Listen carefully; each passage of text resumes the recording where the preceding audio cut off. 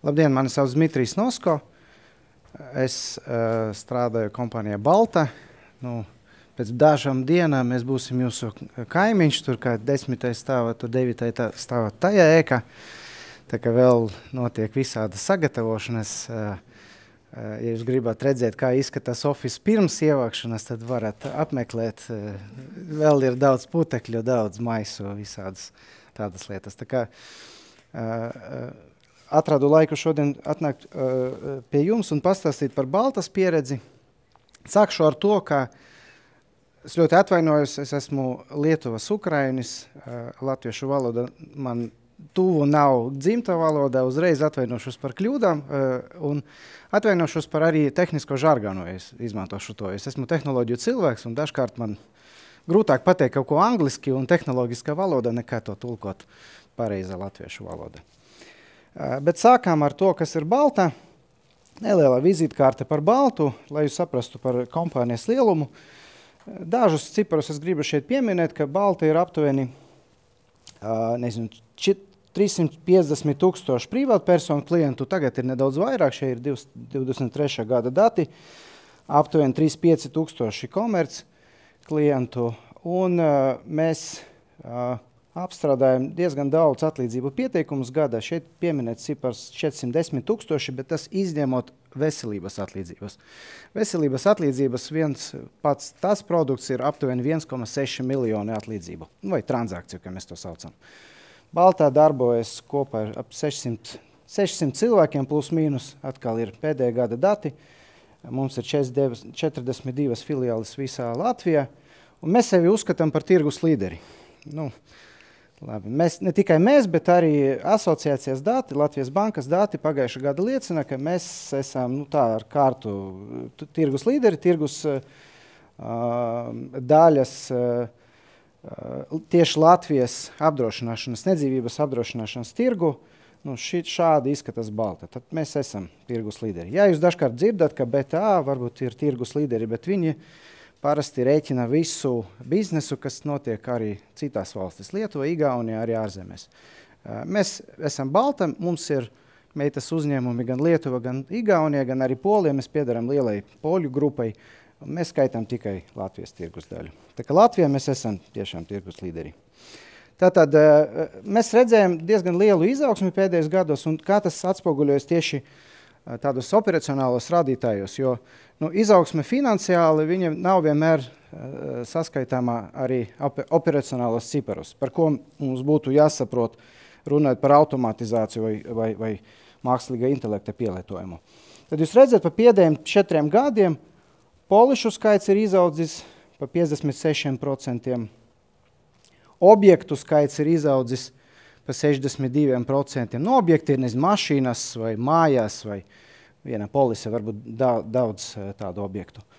Kā arī veselības atlīdzības ir izaugušas, gandrīz dubultojas. Labi, 20. gads nebija tas labākais, tur bija Covida gads, bet pirms tam es nevaru teikt, ka viņš ļoti stipri nokritas līdz 20. gadam. Bet arī jūs redzat, ka nenormāla izaugsme tieši operacionālos ciparus, mums bija jāatrod veidi, kā to visu atrisināt.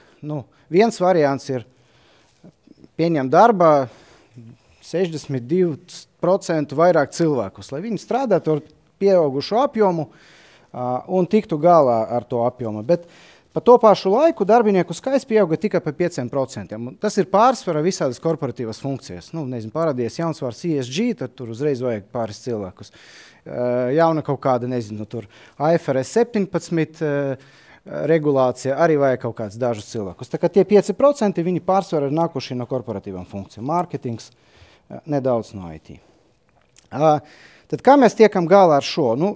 Mēs faktiski darām to 3 veidos. Pirmais ir pārskatām procesus, uzlabojam, efektivizējam procesus. Un tas īstenībā pirmais, ko mēs darām vienmēr. Mēs pirms ķeroties klāt kaut kādai automatizācijai, mēs vienmēr mēģinām uzlabot, efektivizēt procesus. Otrais, mēs dodam priekšroku automatizācijai, kas ir jau pašās sistēmās. Kaut kādas izveidotas sistēmu konfigurācijas vai modifikācijas, kas ļautu automatizāciju iztenot. Un vēl labāk, ja tā būtu iespēja integrēties ar sistēmām. Tad system to system integration tādā veidā nodrošinot, ka ne tikai mūsu pusē ir automatizēta, bet arī partneru kaut kādas sistēmas tām palīdz. Un trešais, tad, kad mums pietrūkst IT resursi, pietrūkst efektivizācijas resursi, mēs mēģinām darbināt robotus. Un nedaudz pastāstīšu par robotizāciju tieši tur, kur mums palīdz Emergine. Šīs stāsts ir par automatizāciju, līdz ar to es ļoti daudz laika neterēšu par Leanu, bet Leans ir tā lieta, ko mēs izmantojam procesu efektivizācijai. Mums ir apmācīti darbinieki, mums ir gan tādi speciālisti, kas to dara visu laiku, tas ir viņam full-time jobs, bet ir katrā departamentā ir speciālisti, kas ir apmācīti, viņi var identificēt problēmas, var paši vadīt šos uzlabojumus. Un tādi uzlabojumi gadi ir kaut kur ap 300. Katru gadu ir no visiem departamentiem mazāki, lielāki, bet tādu uzlabojumu ir pietiekoši daudz.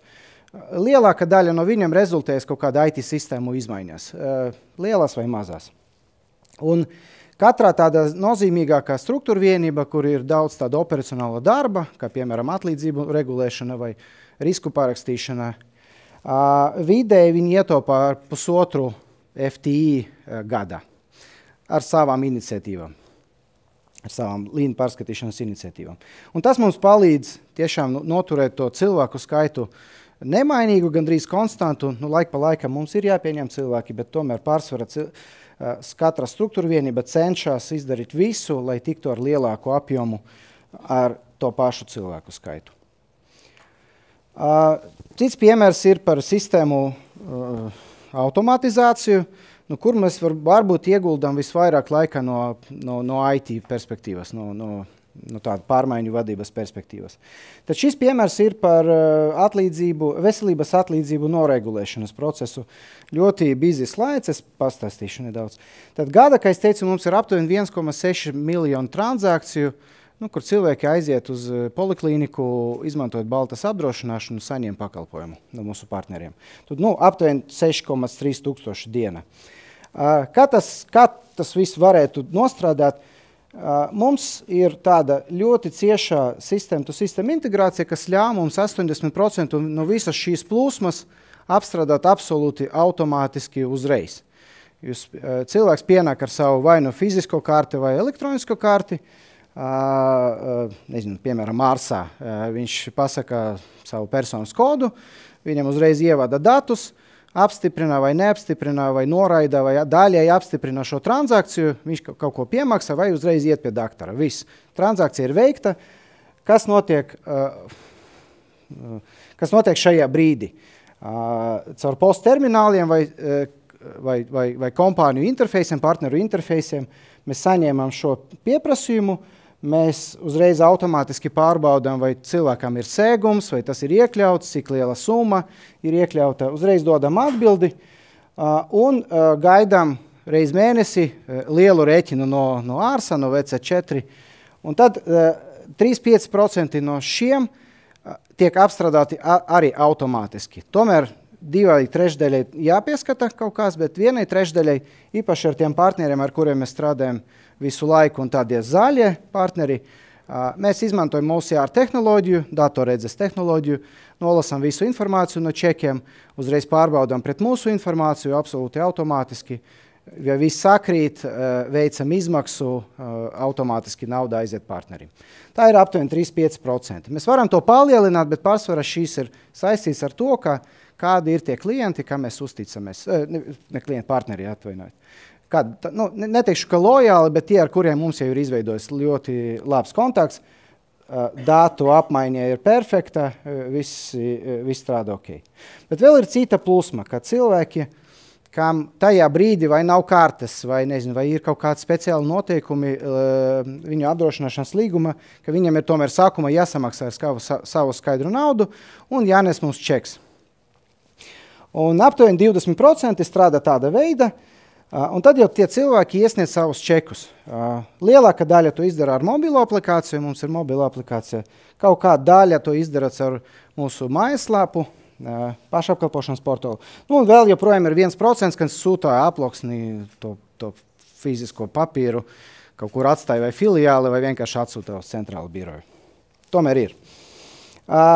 Ko mēs darām tālāk? Nu, tad visa plūsma, kas aiziet caur elektroniskiem kanāliem, mēs viņu reģistrējam automātiski.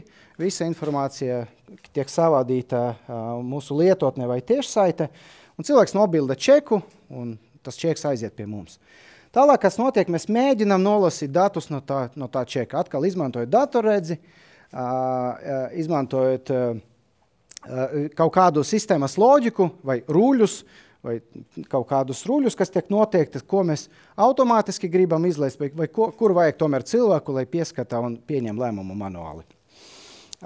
Visādākas vēstuļas klientam tiek sagatavotas automātiski, un aptuveni 30% no šīs visas plūsmas tiek apstrādātas automātiski.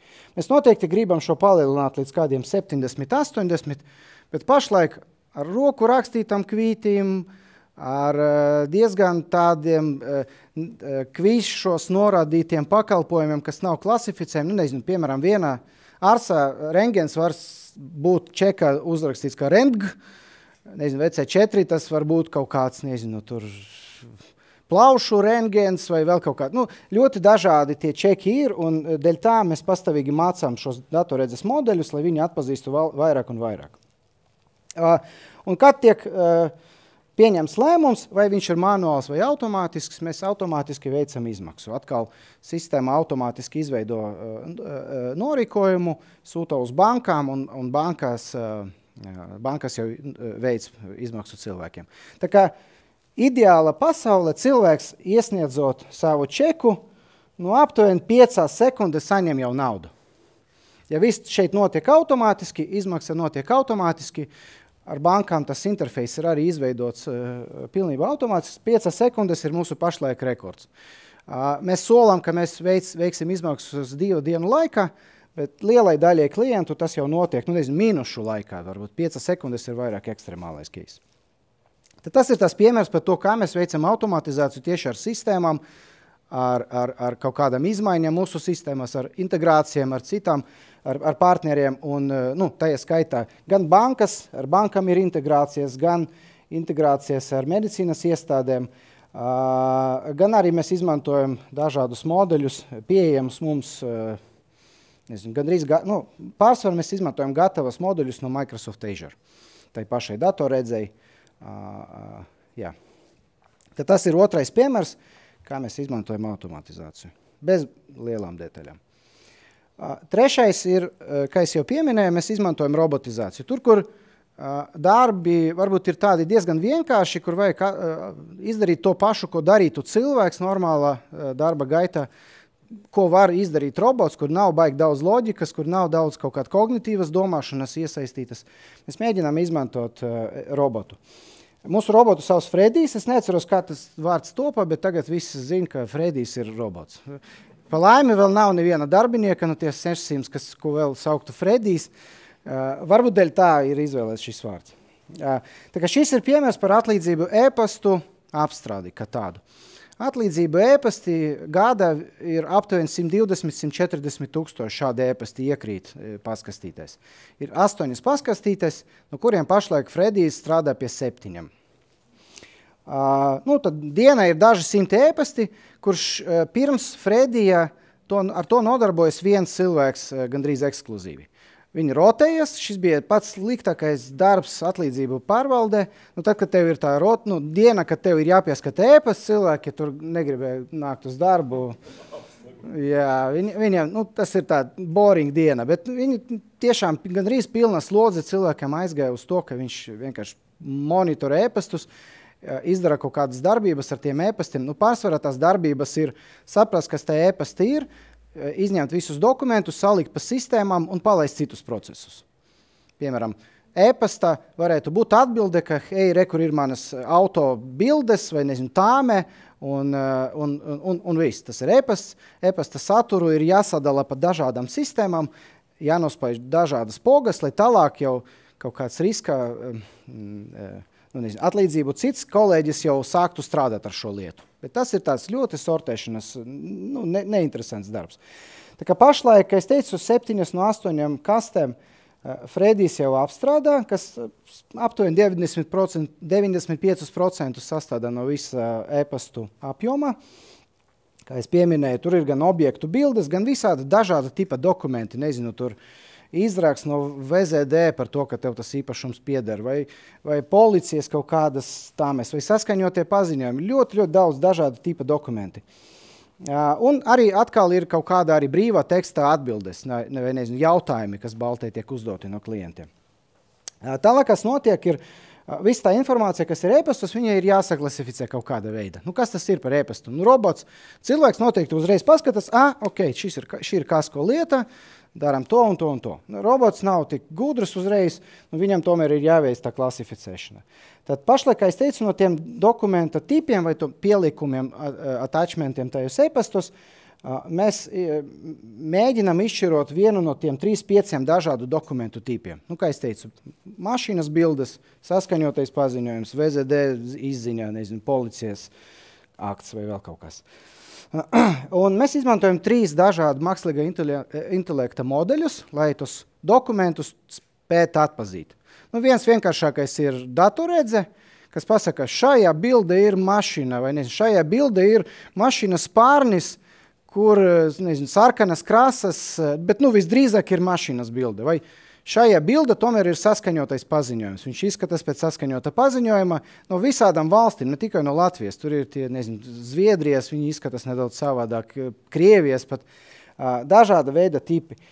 Vai cits dokuments, cits modelis, ko mēs izmantojam, saucas Document Intelligence, kas jau lasa dokumentu. Nu, ir liels dokuments ar daudz burtiem, viņš mēģina izlasīt, mēģina saprast, ok, šis ir policijas izziņa, vai nezinu, šis izskatās pēc rakstiska paskaidrojuma, kas ir noticis. Un tāda veida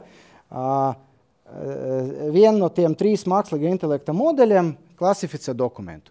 Pašlaik viņš tiek galā ar 2/3 no dokumentiem. Joprojām diezgan daudz vēl ir tādu, kur viņš nespēj saprast.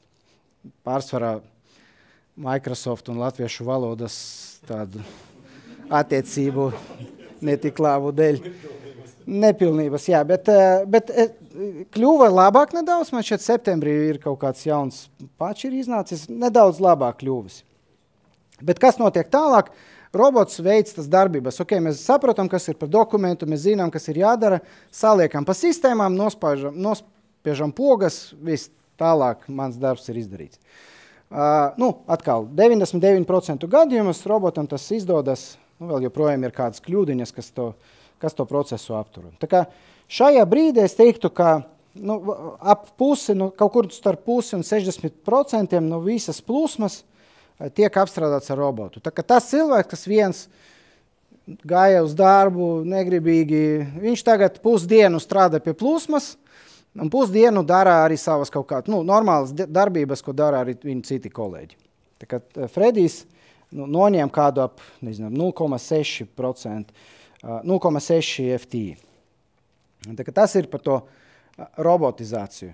Nedaudz vēl par pašu robotizācijas platformu. Mēs izmantojam Microsoft Power Automate kā mūsu platformu, un atkal Emergent ir mūsu partneris, kas to platformu mums ir sākumā ir ieteicis, un mēs esam ļoti priecīgi par šo izvēli. Nu, mums ir arī daudzās vietas, kur tiek izmantots Microsoft, un tas mums īstenībā tajā mūsu tehnoloģiju stākā ļoti, ļoti labs piemērs.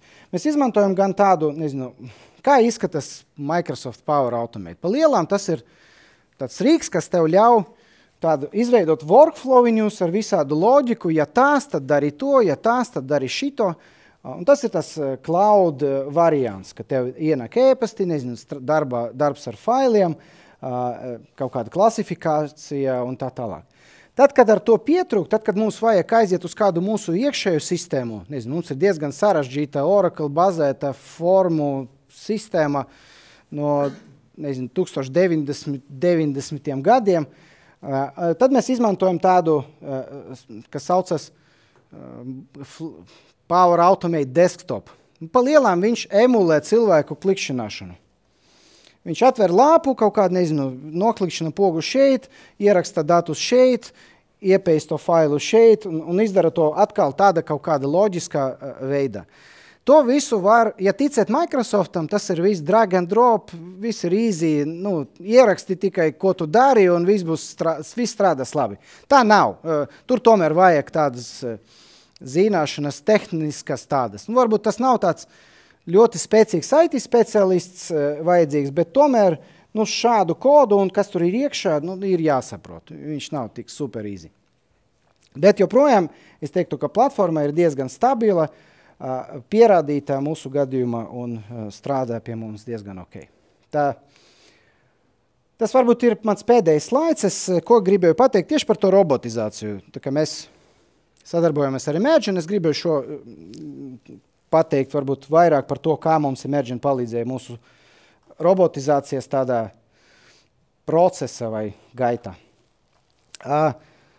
Es teiktu, sākumā būtu labi izvēlēties platformu. Ja platformu ir daudz, partneru, kas darbojas ar šādām tehnoloģijām, ir maz, un līdz ar to droši vien ir jāskatās uz to platformu, kur Latvijā būtu kaut kāda iespējas atrast uzticīgo partneri, kas to var palīdzēt izveidot, iztenot, attīstīt kompāniju.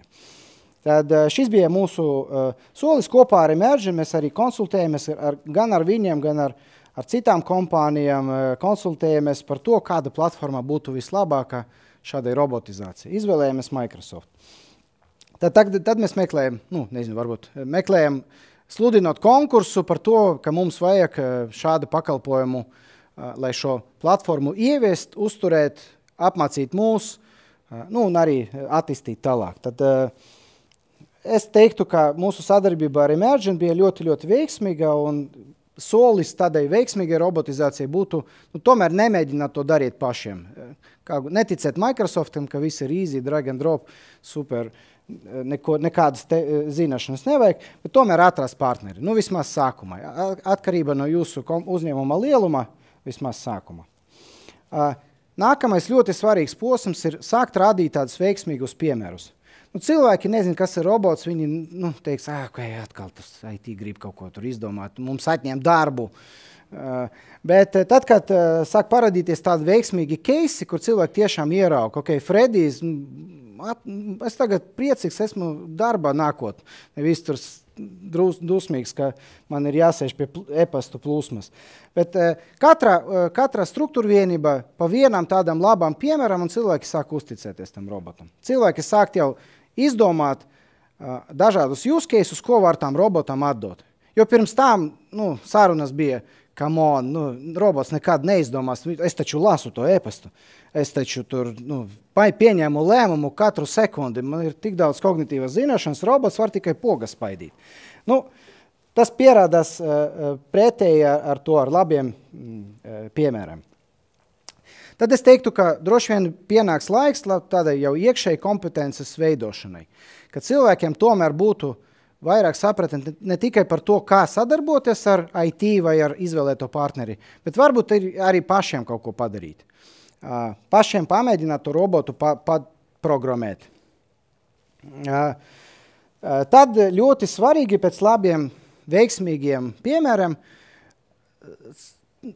izmantot to laiku, to momentu, lai veidojam roadmapus, dodiet idejas, mētām, labi, kad būs 100 ideju, no viņiem realizēsim tikai 10, bet labi, kad ļoti daudz ideju. Sākt veidot to pieprasījumu, demand.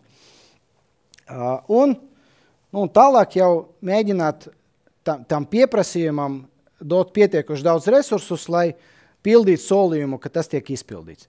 Nevis tā, ka mums ir 100 idejas, kaut kur Exceli pazudis, bet tomēr katra no tām idejām cilvēki redz kaut kādu progresu, cilvēki zina, kas ar viņu notiek, un kaut kāda brīdi tas tiek realizēts.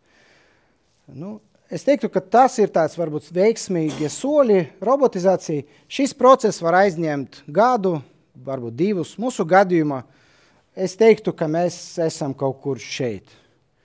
Balta ir kaut kur šeit pēc aptuveni 2 gadiem, man šī 2,5 gadiem.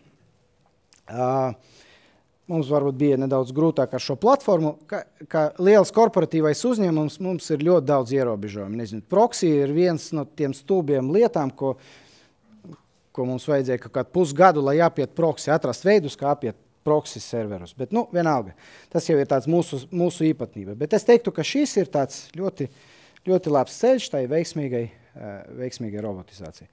Un šis bija pēdējais slaids. Paldies par jūsu uzmanību. Zinu, ka Par jautājumiem, jā, Dmitrij. Es domāju, varbūt ir jautājumi. Jā, lūdzu. Cik liela komanda Baltā nodarbojās ar šo robotizācijas ieviešanu attīstīšanos? Ja neņemt emerging cilvēkus, kur ir kaut kur ap 5, jā? 5?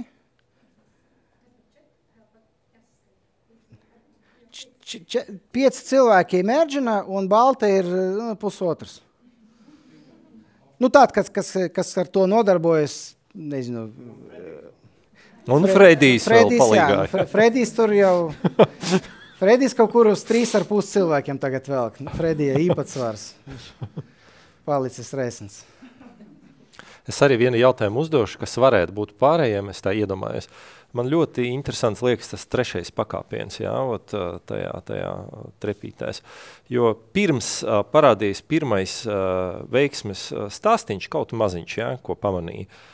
Kurš uzņemās galveno atbildību un iniciatīvu Baltas pusē? Nu, iedomājamies, jūs esat tagad pirms pirmā pakāpiena. Iedomājamies šeit, IT cilvēki, nezinu, projektu, tur departamentu tā tālāk. Es saprotu jautājumu. Kurš no šiem cilvēkiem varētu uzņemties atbildību un kā tas notika Baltā? Pirms veiksmes stāsta, kad visi bija noraidoši, kad visi saka, ko tu pie manīm nāk? Tas nepopulāra atbilde, top down.